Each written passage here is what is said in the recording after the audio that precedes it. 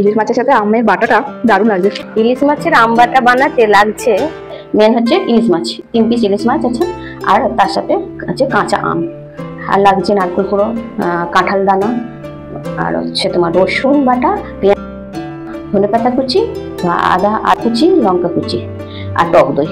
ইলিশ মাছটা একটু হালকা ভেজে নেব, নিয়ে কাঁঠাল দানাগুলো রোস্ট করে নেব, তারপরে পেঁয়াজ কুচি আর আদা কুচি, লঙ্কা কুচি 3টে একসাথে বেটে নেব। ইলিশ মাছ আর কাঁঠাল দানা আর কাঁচা আম একসাথে বাটবো।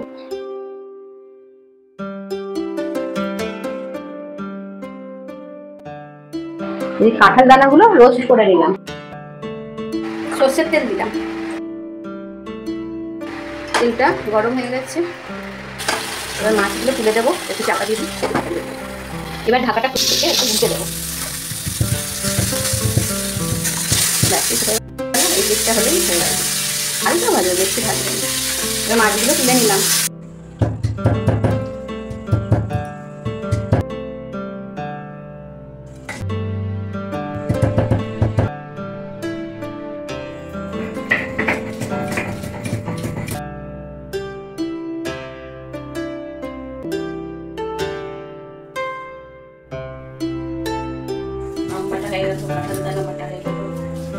মাছের কাঁটাগুলো ছাড়িয়ে নিচ্ছি।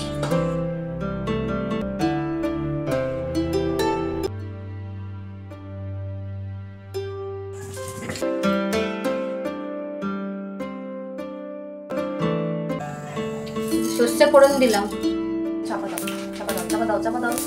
চাপা লাগবে না, তুই একটু সরে দেখা। লঙ্কা দিয়ে দিলাম, পেঁয়াজ কুচি তুলে দিলাম।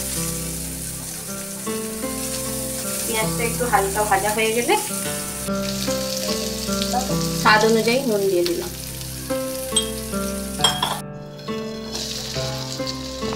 এবার ঢাকা খুলে পেঁয়াজটা একটু নেড়ে নিয়ে, পেঁয়াজটা একটু লাল লাল হয়ে গেছে, এবার একটু রসুন বাটা দিয়ে দেবো।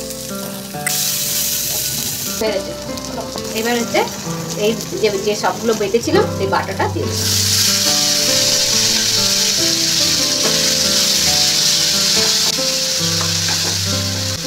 ছোট চামচের 1 চামচ টক দই দিলাম,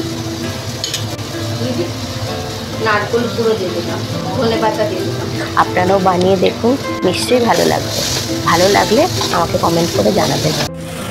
এবার চাপা দিয়ে গ্যাসটা অফ করে দিলাম, একটু দমে থাক, একদম রেডি হয়ে যাবে। ইলিশ মাছের আম বাটা রেডি। টকটক মিষ্টি মিষ্টি, পুরো রেস্টুরেন্টের মতন। রেস্টুরেন্টে অবশ্যই ইলিশ মাছের সাথে আম বাটা পাবো না, কিন্তু তোমার হাতে সত্যি ভালো লাগে।